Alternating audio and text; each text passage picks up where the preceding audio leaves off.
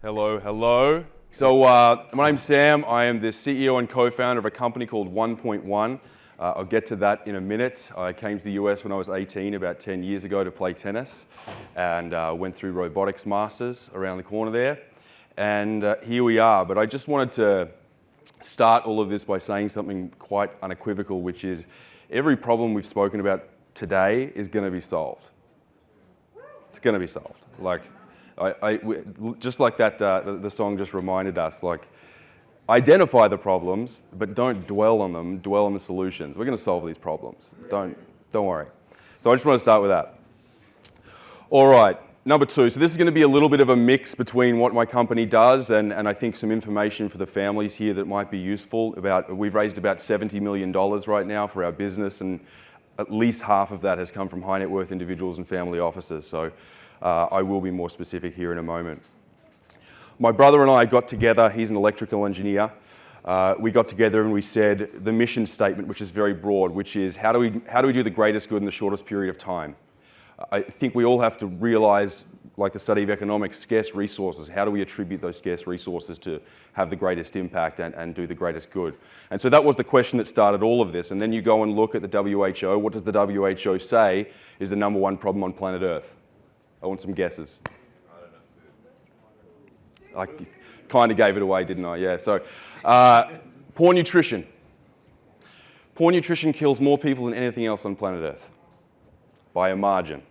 821 million people began this year malnourished at the bottom end of the socioeconomic spectrum, and 2.2 billion people at the top of the socioeconomic spectrum eat too much of the wrong thing and are unhealthy because of it. Poor nutrition is the number one problem on planet Earth. And so our vision is to deploy an international network of vertical farms to solve that problem. It's going to take some time. It's not going to take 20 minutes. I don't really care. I'm 29. I've got a couple of days left. All of this sort of comes back to the same thing, which is time is short. And if you go online and you have a look at what centenarians are saying, what did they wish they did do or wish they didn't do, they always talk about what they wish they did. They regret the things they didn't do, as opposed to the things that they did. And so I really, as a young individual lacking age and wisdom, try and learn from them. The problem here, well, this is a little bit stark. I think traditional farming is an absolute miracle, don't get me wrong. But the problem here, I can identify one down the bottom right. 75% of US topsoil is gone. It's gone. It's not in the headlines. We're destroying it at 10 times the rate that it naturally replenishes. And you can go through item after item after item on traditional agriculture, and we're in big trouble. In fact, vertical farming isn't in the list of the top 10 threats to outdoor farming: labor, land, water, access to inputs, and so forth. So how can we solve this problem? A solution to the problem, and like transportation, like the Model T Ford from a long time ago, it takes more and more and more of the pie as time goes by. So I'm not trying to explain to you here today that vertical farming is going to drop in here and traditional farming is going away, far from it. But over time, things are going to change. So what is vertical farming? Vertical farming, well, the system that we have developed is basically a machine that autonomously produces the highest quality plants on Earth. So what is this machine capable of? And a lot of this stems from the idea that we control the environment. We're not at the whims of the sun and the rain and the pests and all these kinds of things. We control the environment. So this system puts out products that are superior in taste and nutritional density. This system uses zero pesticides. These products have zero heavy metals laden within them. This technology uses 99% less water and 99% less land. These are real numbers. These are not I haven't thrown a curveball and done some interesting stuff with the units. This technology, depending on the crop, as is referenced by the 99% less land, produces 150 times more plants per square foot than an outdoor farm does. And there are so many value propositions associated with vertical farming. The reason why it isn't everywhere right now is really because automation, labor efficiency, electrical efficiency, and capital efficiency. That's the main three reasons why vertical farms aren't everywhere. And this is why there's been about $3 billion invested in vertical farms in the last 5 to 10 years. So I'll show you the technology really quick because I think you'll at least find it fascinating. After all, we are at Stanford. So this is actually an animation for biopharmaceuticals, which I'll explain here in a second. But we start with the seed, very important. Genetics and environment. Get great genetics, control the environment, you have a very high quality plant. We put that seed into the growth medium. We use zero soil in this system. We can grow basically any crop. The question is really economics. This is how we grow the plants. Without the soil, we spray a mist that is nutrient infused, pH balanced, EC controlled, temperature controlled, and that's what feeds the root zone, dark, humid. On the other side, we have LED lights that are replicating the sun, specific wavelengths, specific intensities, specific daily light integrals, and so forth. We capture all the water down the bottom there that isn't absorbed by the roots per irrigation cycle, and then recycle it around and around and around. That's why we're much, much more efficient with our water. Then we scale these columns out in the X, Y, and the Z dimension, and we enclose them to protect them from the outdoors. So we can put these facilities essentially anywhere. Water, electricity, nutrients, and seeds, we can give you very high quality plants. But you need to automate the thing. So on top of the facility, you have a fleet of robots that are moving the plants around the facility. They're moving the lights around the facility. They're moving the lids, which you're about to see here, around the facility. We have to keep the mist contained inside of the root zone. But here's a big kicker, and here's how it translates in some way to a big impact in the outdoor farm. Right now, we get imagery on the outdoor farm from a satellite or a drone at best. We're inches away. And we have hyperspectral, high-resolution imagery that we can take at a high frequency and a high proximity. What this means, with thousands of farms around the world, we have AI that's looking at that imagery. First, they can say, is the leaf the right size? Are there any colors I don't like? Are there discontinuities or shapes that I don't like?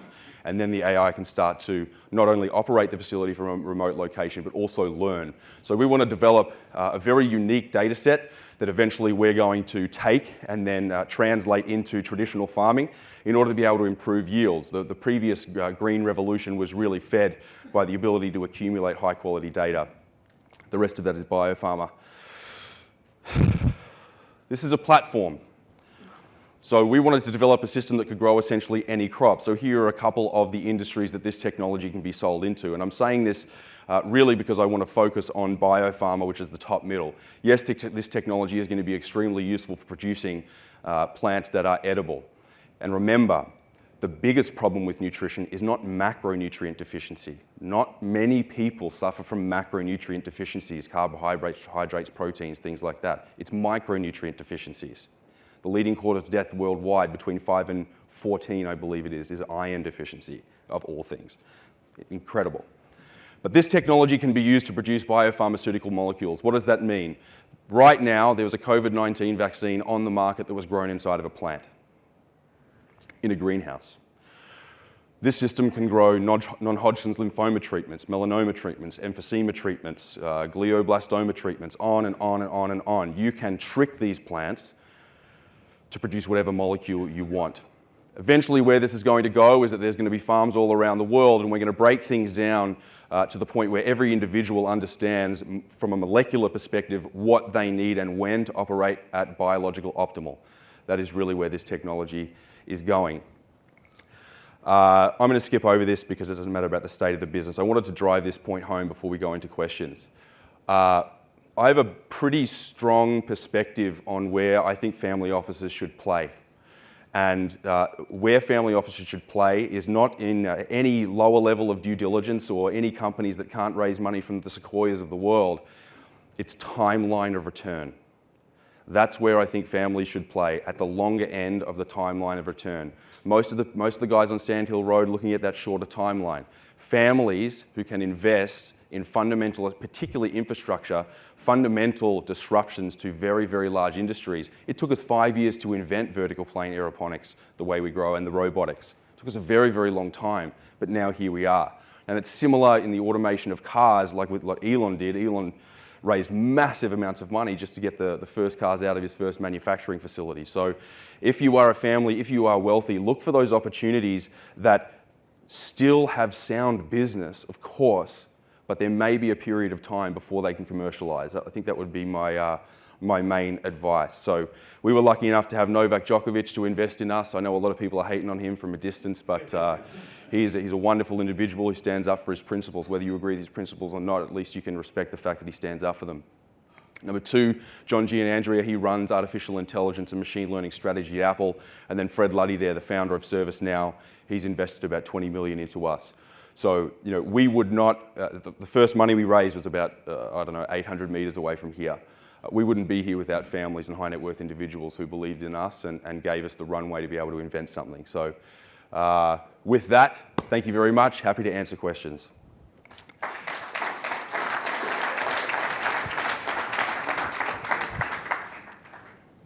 Sam was kind enough to leave opportunity for a question. Yeah.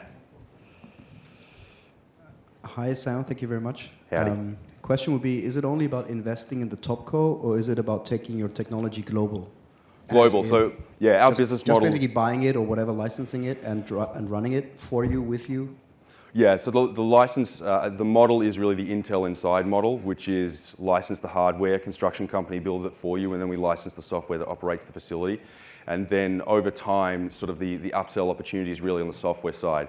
We can download, through the wire, we can download all kinds of software packages that will improve our ability to detect disease and improve yield. So, yeah. Bobby. Who are your competitors? Yeah. And what do you need? Yeah, so there are a couple main competitors. There's Plenty, Bowery, and AeroFarms, I would say, would be the top three. Plenty's raised 900 million. Bowery's raised at least 600 million. AeroFarms raised 400 million bucks. We've only raised 70. So there are good competitors. We obviously have differentiation, but that's not what today's about. We're at a point now where the market has shown that there's demand for this. We had to attack the market in a very intelligent way. If we went out and said, we're going to grow soybeans in here, that's not a good idea. So essentially what we need to do now is develop a farm prefabrication facility, like, again, the Model 3 gigafactories, and essentially pump out farm modules out of that facility, ship them to the site, connect them to electricity and water, and then Bob's your uncle. That's an Aussie term for those who don't know it. Oh, yeah, there you go.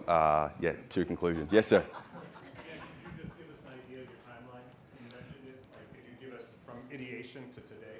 Sure. So first money around the corner was 2017, early 2018. That was, maybe $1 million. I got some hilarious stories about how little I knew. But it took us 3 years to really demonstrate the capability to small scale, to be able to grow the plant twice as fast as soil to a much higher quality. And then it was probably another 2 years to commercialize and scale, because it's one thing to show it on a column that's as tall as me. It's another thing to show it in a 12,000 square foot warehouse month after month. And that's for the industry, for the vertical farming industry, that's been the biggest problem. It's the problem for a lot of hardware startups, but that's been the biggest problem. How long was it until you got that first million? Ooh, Mike? That was, 6 to 9 months. He said don't mention tennis, but I was a tennis coach.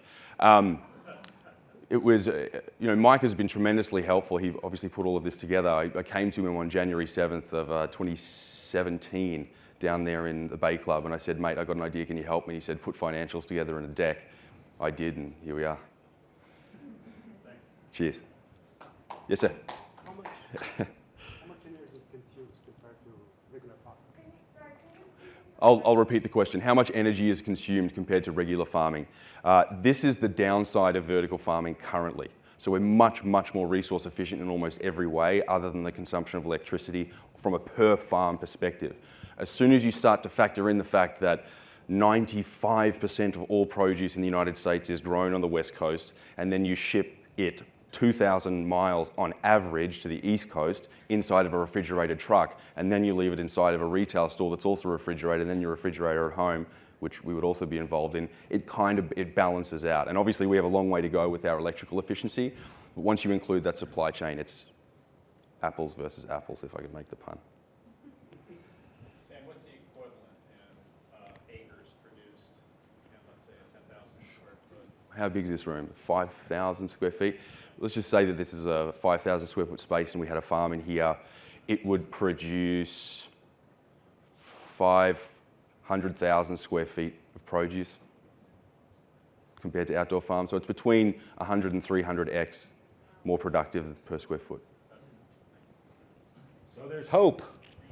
Oh no, we're going to do it. We're going to do it. Yeah, that's not a question. Thanks, Sam. This is a great example, by the way, again, of the whole Digital Cities program helping to curate a really interesting company. It was the faculty of Stanford that was the very first investor.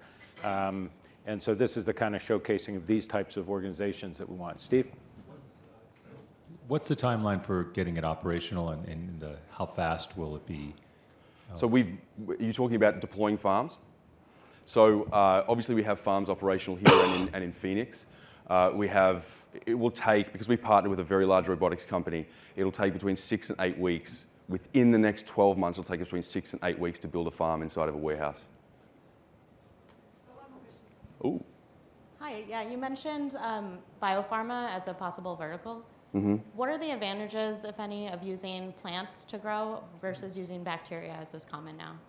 Sure, bacteria is a common one. A lot of the time they use mammalian cells as well. So, up in Vacaville, there's a Genentech facility that grows rituximab inside of Chinese hamster ovary cells and monkey kidney cells. Don't mean to scare you. But mammalian cells are typically how many of these molecules, the more complicated molecules, are currently grown. The advantages of plants, the pharma industry doesn't care about unit economics so much. They're already making so much money. It's not a cost difference. Even though we're much less expensive CapEx and OpEx, that's not the business proposition. The business proposition is the breadth of molecules that this technology can grow without having to scale. And the second value proposition is speed to market. So as you're going through phase 1, phase 2, phase 3, you go from nanogram, microgram to gram scales to get through those clinical trials. So it's really the breadth of molecules that you can test and the speed to scale. But as well, the unit economics are superior.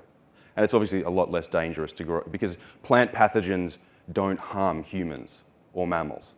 So if you're growing something inside of a mammalian cell, it's generally more dangerous than growing inside of a plant cell.